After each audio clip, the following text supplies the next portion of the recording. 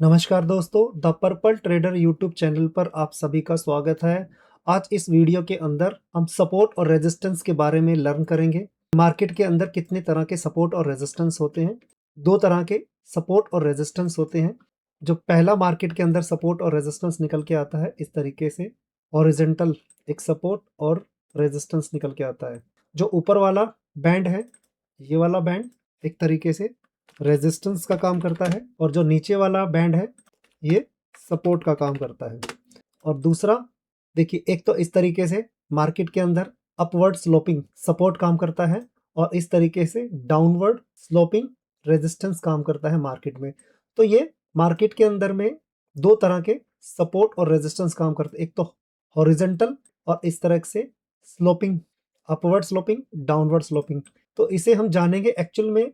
जो सपोर्ट और रेजिस्टेंस के बारे में तो जानते हैं, लेकिन एक्चुअल जो सपोर्ट और रेजिस्टेंस मार्केट में अंदर किस तरीके से वर्क करता है, क्या डेप्थ है इसके बारे में, हम इसी के बारे में आज जानेंगे, लर्न करेंगे आज इसी वीडियो के अंदर। तो आइए शुरू करते हैं। देखिए, शुरू करने से पहले देखिए, अगर इस तरीके से आपको ये नज़र आता है चार्ट, तो ये एक तरह से हॉरिजॉन्टल सपोर्ट और रेजिस्टेंस का काम करता है। आपको ये टॉप पर जो विक बनी है, आपको पूरी विक को लेकर मार्क करना है चार्ट के ऊपर।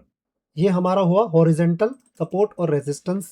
देखिए, एक ये होगा हमारा ऊपर वाला रेजिस्टेंस निकल के आया, और ये वाला हमारा हॉरिजॉन्टल सपोर्ट निकल के आया। तो यहाँ पर करते क्या है रिटेलर, देखिए जब भी प्राइस इस तरीके से नीचे वाले बैंड से टैप होने के बाद जब ऊपर जाएगा, और ऊपर जाने के बाद जब इस एरिया के पास आता है ये टॉप वाले पर, तो यहाँ पर हमको अवॉइड करना है बाइंग के लिए। कभी भी जब भी प्राइस इस टॉप वाले बैंड पर आएगा, ये ऊपर वाले बैंड पर आएगा, तो हमें यहाँ पर बाइंग को अवॉइड करना है। और जब प्राइस इस लो वाले बैंड पर आता है, तो यहाँ पर हम मार्केट में अपॉर्चुनिटी देख सकते हैं। लेकिन सिर्फ सपोर्ट और रेजिस्टेंस के बेस पर ट्रेड नहीं किया जा सकता, इसके साथ हमें ऐड करना होगा कैंडलस्टिक पैटर्न को। अब इस हॉरिजॉन्टल सपोर्ट और रेजिस्टेंस के अंदर आपको देखना है कि किस जगह पर कौन सा कैंडलस्टिक पैटर्न बना हुआ है। साथ में हमें ये सपोर्ट और रेजिस्टेंस को अपनी ट्रेडिंग जर्नी में ऐड करना है। इसी तरीके से अगर ट्रेंड लाइन जो अपवर्ड स्लोपिंग और डाउनवर्ड स्लोपिंग को अगर बात कही जाए, तो इस तरीके से देखिए होता है।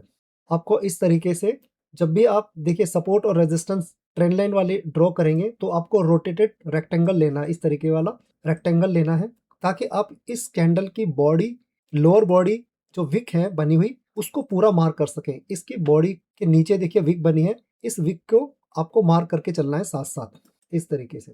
प्राइस यहाँ से स्टार्टिंग हुआ, यहाँ पे फर्स्ट टैप करता है, फर्स्ट टैप करने के बाद आपको यहाँ से मार्किंग करते जाना है। इस रोटेटेड रेक्टेंगल को आपको ड्रॉ करना है सीधे तौर पर।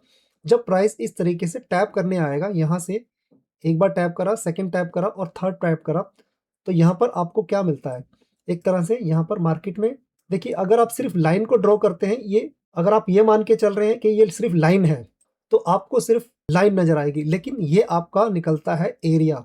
यहाँ से आपको सिर्फ एक लाइन ही है, ये आपके लिए सिर्फ एक लाइन नहीं है, बल्कि एक एरिया निकल के आता है, सपोर्ट एरिया, और साथ में इसी के डिमांड जोन निकल के आता है। ये आपको सिर्फ एक लाइन नहीं बताता, ये आपको दिखाता है कि यहाँ पर मार्केट के अंदर डिमांड जोन है, यहाँ पर एक डिमांड जोन है, यहाँ पर एक सपोर्ट एरिया निकल कर आ रहा है मार्केट के अंदर।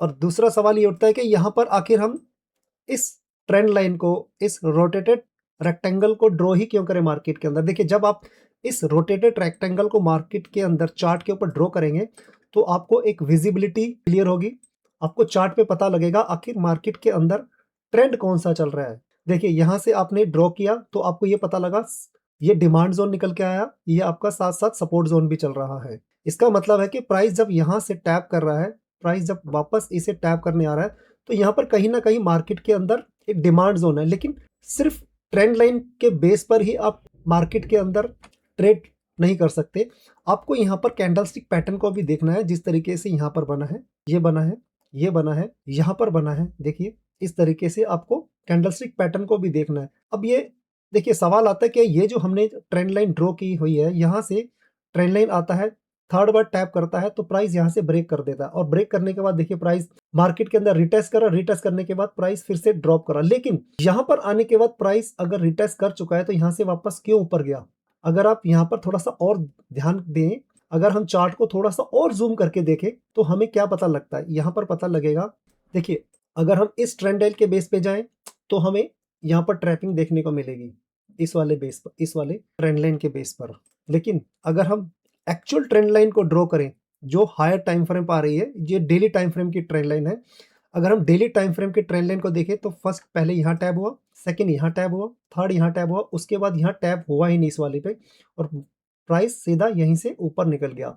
तो एक्चुअल में हमें ये बताता है प्राइस, कि जब भी आपको मार्केट के अंदर इस तरीके से अपवर्ड ट्रेंड लाइन को ड्रॉ करना है, तो आपको डेली टाइम फ्रेम पे जाइए। डेली टाइम फ्रेम पे जाने के बाद फिर आपको ये ड्रॉ करना है।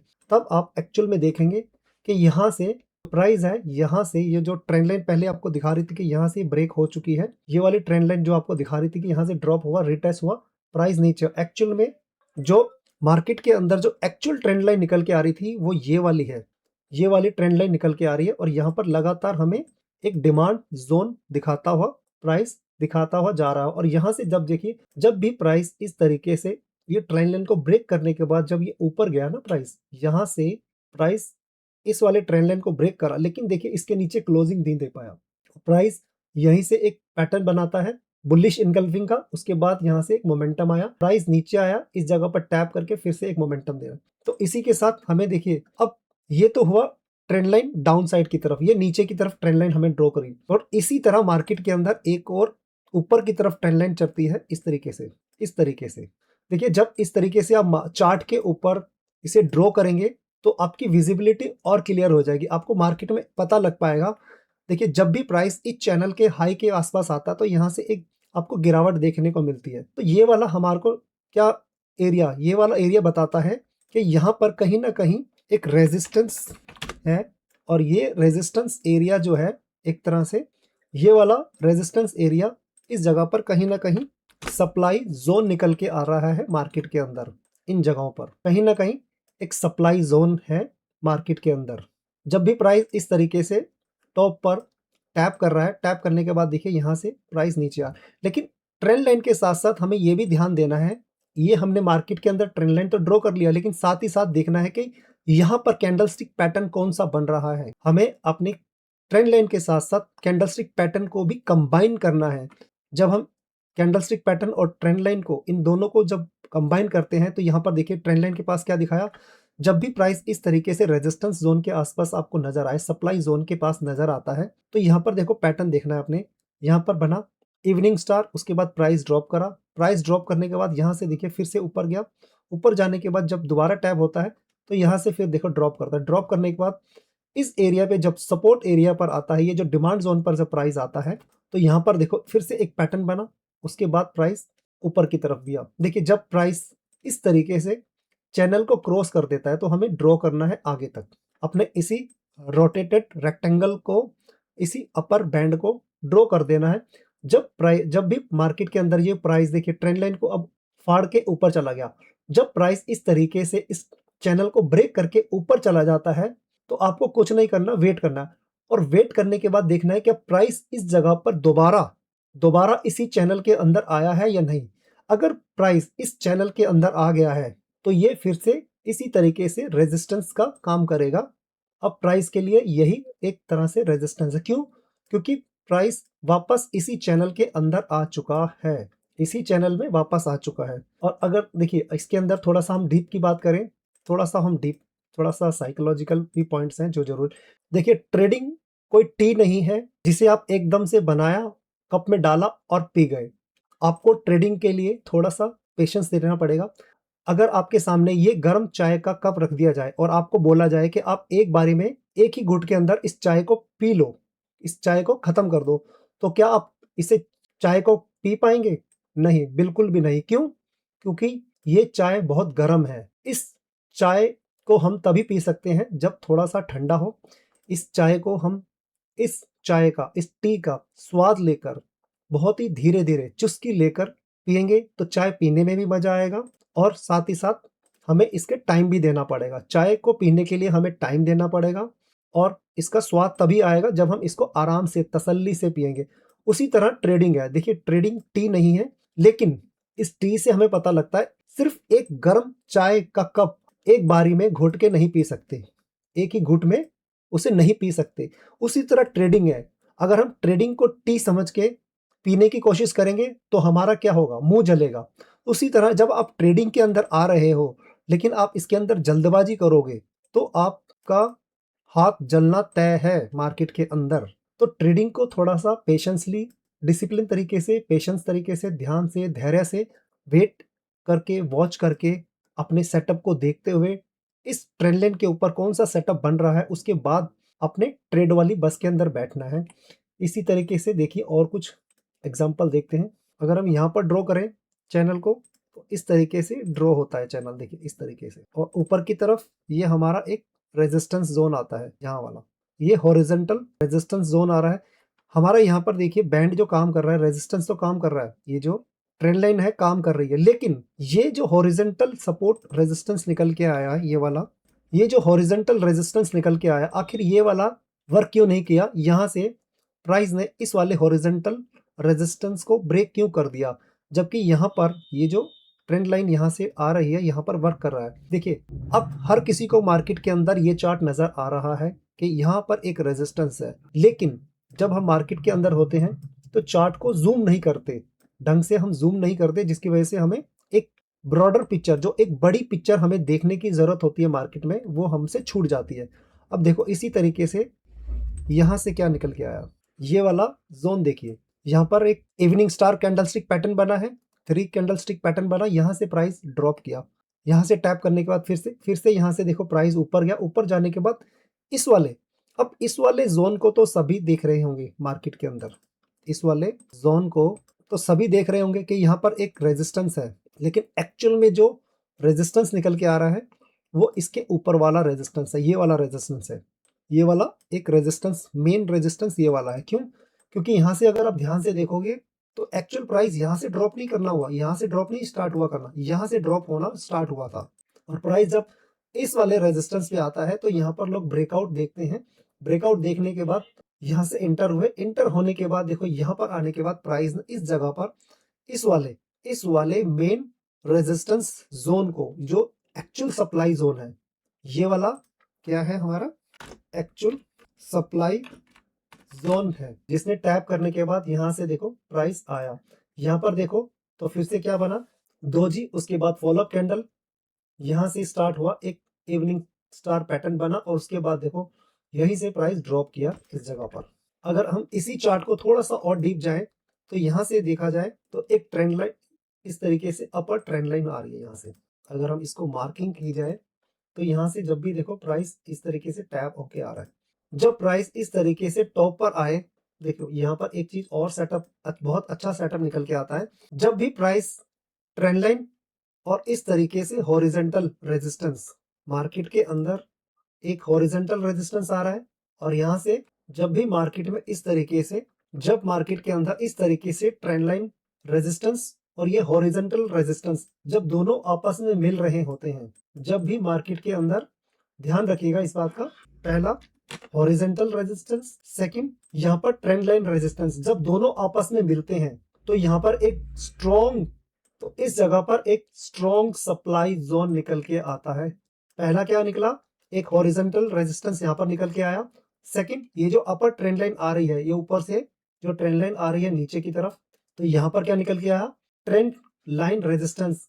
थर्ड, हमारा एक यहाँ पर एक स्ट्रॉन्ग सप्लाई जोन बनता है, इन दोनों को मिलाकर, इसको मिलाकर और इसको मिलाकर, ये हमारा निकल के आया एक स्ट्रॉन्ग सप्लाई जोन।